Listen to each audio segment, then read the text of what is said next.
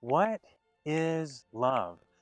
For a long time, I thought love was just one thing, a spark, a connection, that moment when two people feel something powerful and undeniable. But the more I've reflected on it, the more it seems like love isn't just one experience. It might actually be many. The ancient Greeks seemed to think so. They used different words for different forms of love. There's eros, the passionate attraction that pulls two people toward one another. I believe this is the version most folks are familiar with. There's philia, the trust that grows between friends who walk beside each other through life. Big shout out to Mr. Hedge for showcasing this love. Since preschool, mind you. There's storge, the quiet, instinctive love that forms in families. There's ludus, the playful joy of laughter and lightness between people. There's pragma, the kind of love that slowly grows through commitment and shared years. There's philautia, the difficult but necessary love of oneself. And there's agape, the kind of love that gives without expecting anything in return. Yesterday, a person said, "Hello," then they said, "Jesus loves you." I think Jesus represents agape, kind of like unconditional love. Like the universe is a big, scary, chaotic place, but us humans have to have each other's backs. Jesus was like, "Yeah, I got you, bro. Life is hard. We don't all start from the same place, and that's okay. We're here to help each other achieve equal footing and live in harmony with nature." When I hear people talk about love today, it often sounds like they're talking about eros, the excitement, the chemistry, the feeling, the sensation. But I've started wondering if that's just the beginning, because the deeper forms of love seem to appear when life becomes complicated.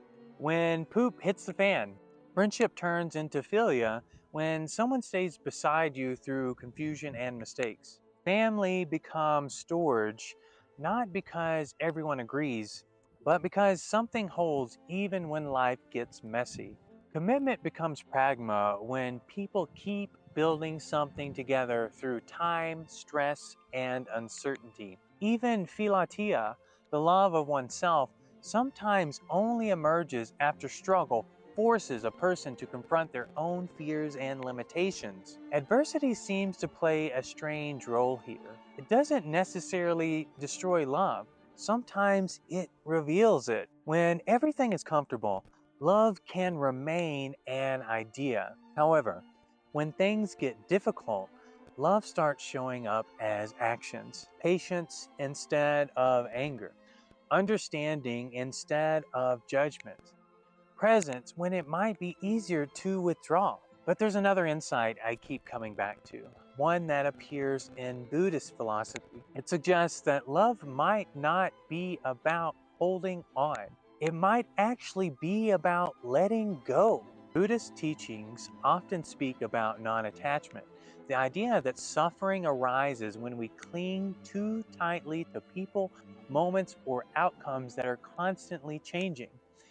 And when I think about it, clinging sometimes disguises itself as love, but over time it can start to look more like control, trying to keep someone the same, trying to freeze a moment that was never meant to stay still.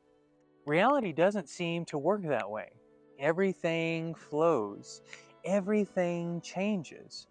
So I've started wondering if love might look more like freedom, not distance, not indifference, but something closer to creating space for another person to grow, to change, to become someone I could never fully predict.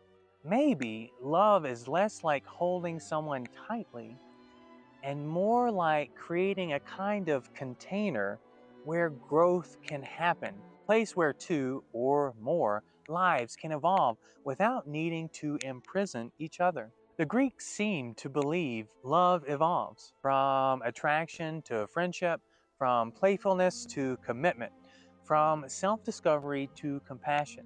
And the Buddhist perspective adds something else I find interesting.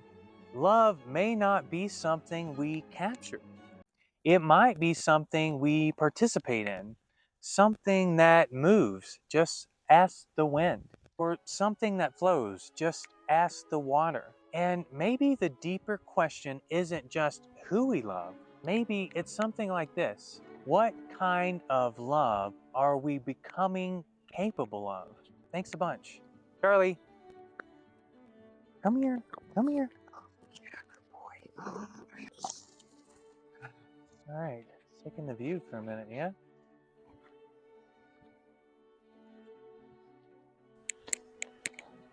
Are we on? I think we're on. All right, here we go.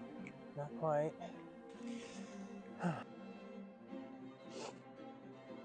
Anywho. Shh. Dance break. All right. Whoa.